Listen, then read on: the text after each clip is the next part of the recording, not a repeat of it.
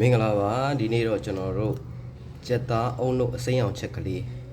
ချက်ပါတယ်ကြက်သားအုံတို့အစိမ်းအောင်ချက်ကလေးကိုဒါကျွန်တော်တို့ယူရီးယားလို့ခေါ်မယ်ဆိုရင်တော့ can KO1 လို့ခေါ်ပါတယ်ဗျာနော်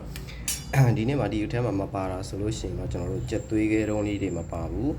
နောက်တစ်ခါကျွန်တော်တို့ပင်စိမ်းမအုပ်ထားပါဘူးเนาะအဲ့ဒါတွေကမကြိုက်တဲ့လူတွေရှိလို့ပါဗောနော်အဲ့တော့ကြက်သားအုံတို့ကျွန်တော်တို့အစိမ်းအောင်ချက်ကလေးပေါ့နော်ဘယ်လိုချက်တယ်ဆိုတာကျွန်တော်တို့ကြည့်ရှုရအောင်ဗျအဲ့တော့ဒီမှာငရုတ်သီးအစိမ်းကိုထောင်းထားတာနော်ငရုတ်သီးအစိမ်းကိုညက်အောင်ထောင်းထားတယ်ပြီးတော့ကြက်သားပါမယ်ပြီးတော့ကြက်ချောက်ကတော့အရင်ဆုံးပြုတ်ထားလိုက်ပြုတ်လိုက်တာပေါ့နော်လူးလွယ်အောင်လို့ကြက်ချောက်ကိုပြုတ်ထားလိုက်တယ်ဒီကြက်သားကတော့ဒါအစိမ်းပဲနော်အဲ့တော့ပါလဲဆိုရင်နောက်တစ်ခါကျွန်တော်တို့ဒီခရမ်းဒီအစိမ်းလေးတွေကိုကျွန်တော်တို့စိတ်ပြီးတော့မဲမသွားအောင်စားရည်စိတ်ထားတာပေါ့နော်ဒါစားရည်စိတ်ထားရဲဆိုတော့အမဲတွေကထွက်သွားတယ်ဖွေးဖွေးလေးပဲကြံနေခဲ့တယ်ပေါ့နော်ယူရီးယားခရမ်းဒီမျိုးနောက်ပြီးတော့ဒါအုံလို့ပါမယ်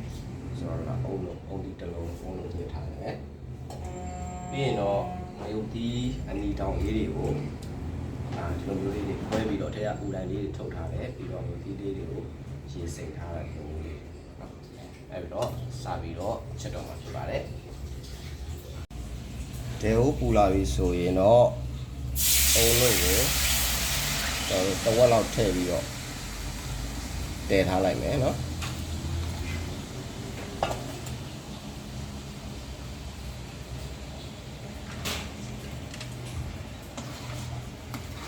အုံလို့လေးတွေကစီလေးနည်းနည်းထွက်လာတဲ့အချိန်ထိတည်လိုက်မယ်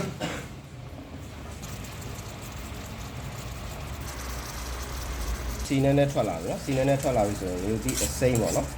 ရုတ်သီးအစိမ်းကိုထောင်းလိုက်ဆိုတာအစိမ်းရောင်လေးထွက်အောင်လို့ပေါ့နော်အစိမ်းရောင်လေးထွက်လာအောင်စီထွက်လာပြီဆိုတော့ငရုတ်သီးထောင်းထားတဲ့ငရုတ်သီးအစိမ်းကိုစီတက်လိုက်တာပေါ့ဒါအုံလုံးနဲ့စီတက်တာပေါ့နော်စီလုံးဝမထည့်ထားဘူးအုံလုံးနဲ့စီတက်တယ်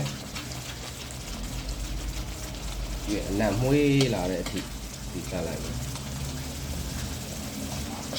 အနံ့မွေးလာရင်ကြက်သားထည့်လုံးမယ်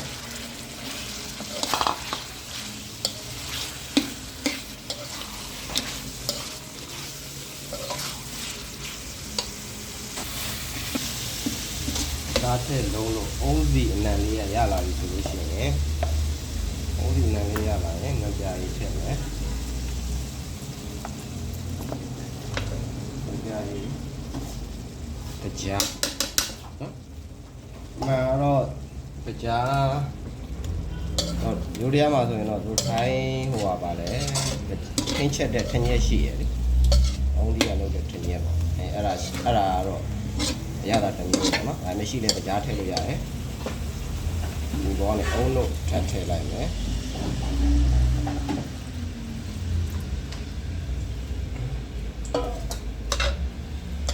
အုံးလို့လေးဆူလောင်ချက်ပြန်တယ်မယ်နော်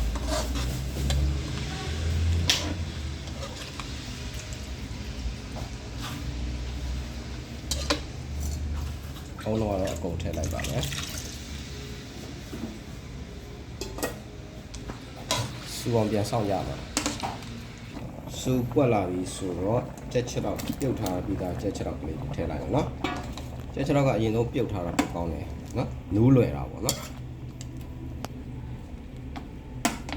ကြက်သားမှုန်လေးနည်းနည်းထည့်လိုက်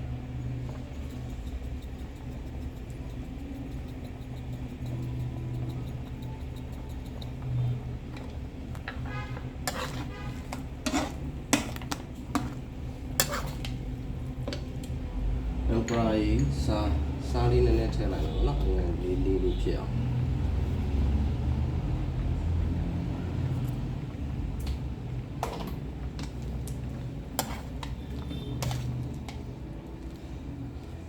အုံးလို့နဲ့တော်လေးမှုလာပါပြီနော်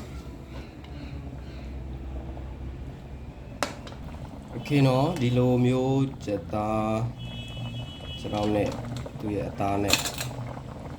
သားရဲချက်သွားပြီဆိုရင်ကျွန်တော်တို့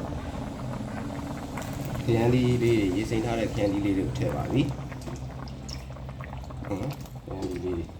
ခရမ်းသီးကဒီလိုမျိုးအကြားသီးလေးတွေပေါ့နော်အကြားသီးလေးထည့်လိုက်ပြီ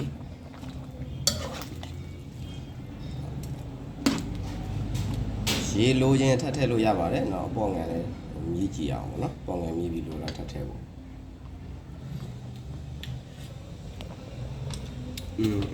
ပေါ့ငံကတော့စိတ်မယ်ပေါ့နော်အင်းကအစိမ်းရောင်လေးစိမ့်လေးအဲ့တော့ဘာလို့မလဲအငန်းလို့မလားစားထည့်လို့ရမယ်အပြားကြီးထည့်လို့ရမယ်နော်ကြက်သားမှုန့်ထည့်လို့ရမယ်ချိုးမှုန့်မထည့်ပါဘူးနော်တကြားထည့်တယ်ပေါ့နော်โอเคနည်းလေးကြက်သွားပြီဆိုလို့ရှိရင်တော့ကျွန်တော်တို့နောက်ဆုံးအဆင့်ပဲကြာမှာတော့လေဒီနေရာမှာကျွန်တော်တို့ဗာလဲပင်စိမ့်ကြိုက်တယ်ဆိုပင်စိမ့်အုပ်လို့ရတယ်နောက်ဆုံးချကန်ဒီမှာပေါ့နော်โอเคဒီမှာရေလိုခြင်းနဲ့ဆိုလည်းရေထပ်ထည့်မယ်โอเคအခုဆိုရင်တော့ကျွန်တော်တို့ဒီမှာကရန်ဒီလေးတိတ်ပြီးတော့မနူးစေခြင်းဘူးပေါ့နော်ဒါကြီးနူးပြဲသွားရင်မကောင်းဘူးကြက်သားလေးကလည်းဝါလို့တော်နေအနေထားလေးဖြစ်နေပြီဆိုတော့ကျွန်တော်နောက်ဆုံးမှာမှန်တကယ်ဆိုရင်ဒီနေရာမှာကျွန်တော်တို့ဟိုကြက်သွေးခဲလေးကိုလည်းအတုံးလေးတွေတုံးပြီးတော့ထည့်လို့ရတယ်နော်ကျွန်တော်တို့ကတော့အဲ့ဒါတွေမဝယ်ထားရတဲ့အတွက်မထည့်တော့ဘူးကြက်သွေးခဲထည့်မယ်ဗာလဲကျွန်တော်တို့အဆင်ပြေမယ်ဆိုရင်ပေါ့နော်ကိုယ်မှဝယ်ထားပြီးသားကိုယ်ကဝယ်ထားပြီးသားမရှိလို့ကျွန်တော်တို့အဲ့ပင်စင်းလေးနဲ့အုပ်လိုက်တယ်ဆိုတော့โอเคဒီမှာတော့နော်ဒါ can q1 လို့ခေါ်တဲ့အချိုအစိမ်းရောင်ချိုချက်ပေါ့နော်ဒါကိုထိုင်းမှာတော့ဆိုလို့ရှိရင်တော့ဒီလိုကောင်းချင်းနဲ့စားကြတယ်ပြီးလို့ရှိရင်ကျွန်တော်တို့မွေးငါးဘတ်ပေါ့နော်သူတို့ဆိုတော့မုတ်တီလို့ခေါ်မွေးငါးဘတ်ကလေးနဲ့လည်းစားကြပါတယ်ဗျာနော်